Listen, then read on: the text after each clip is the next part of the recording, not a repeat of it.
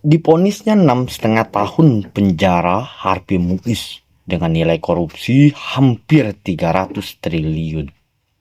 Ditetapkannya Hasto Kristianto menjadi tersangka oleh KPK.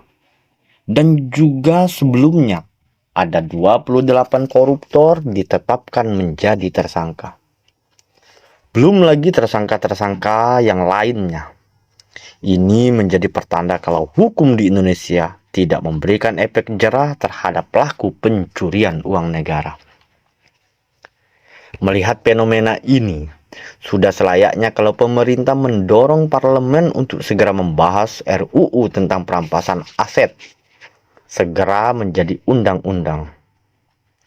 Pengesahan RUU perampasan aset merupakan solusi bagi pemerintah ketimbang mencari-cari landasan hukum lain seperti denda damai yang sebenarnya tidak bisa diterapkan buat menangani tindak pidana korupsi.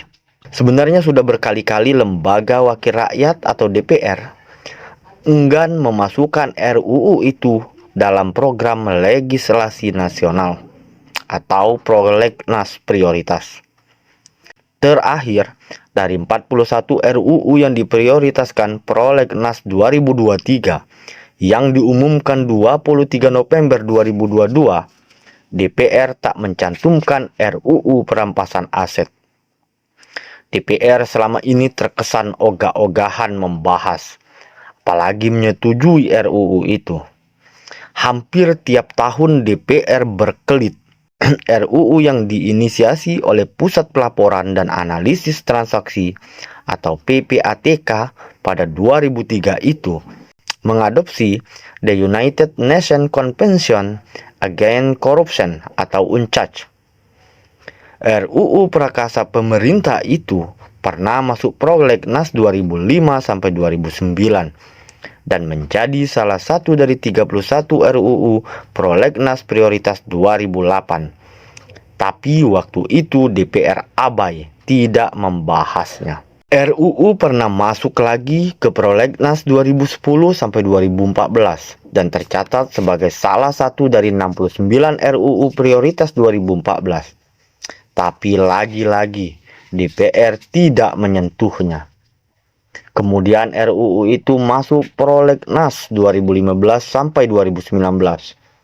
Namun DPR enggan menyidangkannya karena kesibukan pergantian keanggotaan pada akhir 2019. Selanjutnya DPR berjanji memasukkan prolegnas prioritas 2022. Namun ternyata DPR justru mencoretnya. RUU perampasan aset diharapkan menjadi bagian dari perwujudan keadilan dalam paradigma pemulihan atau rehabilitasi. Tanpa undang-undang perampasan aset, pelaku korupsi dan keluarganya dapat terus menikmati hasil kejahatan mereka. Meski secara pidana pelaku telah menjalani hukuman, tapi terpidana bisa bersukaria di penjara. Mereka dapat membeli sel serasa hotel. Berbagai fasilitas dan kenyamanan di bui dapat dibeli. Setelah berakhir masa hukuman, apalagi dengan berbagai potongan masa tahanan, mereka tetap terus menikmati hasil korupsi yang aman. Soalnya negara tak bisa menyita selain harta yang disebut dalam sidang peradilan. RUU ini menjadi solusi yang solutif.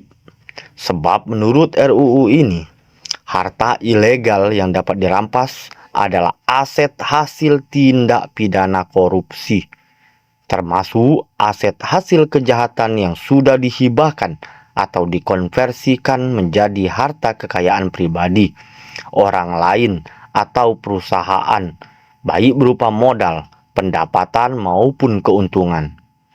Aset yang juga bisa dirampas adalah harta yang digunakan untuk melakukan tindak pidana. Aset lain milik koruptor bisa disita sebagai pengganti harta yang telah dinyatakan dirampas. Perampasan aset juga bisa dilakukan apabila harta yang dimiliki tak seimbang dengan penghasilan atau sumber penambahan kekayaan yang dapat dibuktikan asal-usul perolehannya. Ketentuannya nilai aset yang layak disita sedikitnya 100 juta rupiah. Sasaran hukum perampasan aset adalah mengejar pengembalian harta negara yang ditilap dalam tindak pidana korupsi, perpajakan, kepabeanan, cukai, kejahatan ekonomi lain, dan narkoba. Para koruptor dan pelaku kejahatan bisa dimiskinkan dengan perampasan aset apabila mereka tidak bisa membuktikan keabsahan perolehannya. Perampasan aset tak mensyaratkan proses peradilan terlebih dahulu. Kejaksaan mendapat kewenangan untuk merampas aset dengan atau tanpa pemeriksaan peradilan. Selama ini, tak ada undang-undang tentang perampasan aset.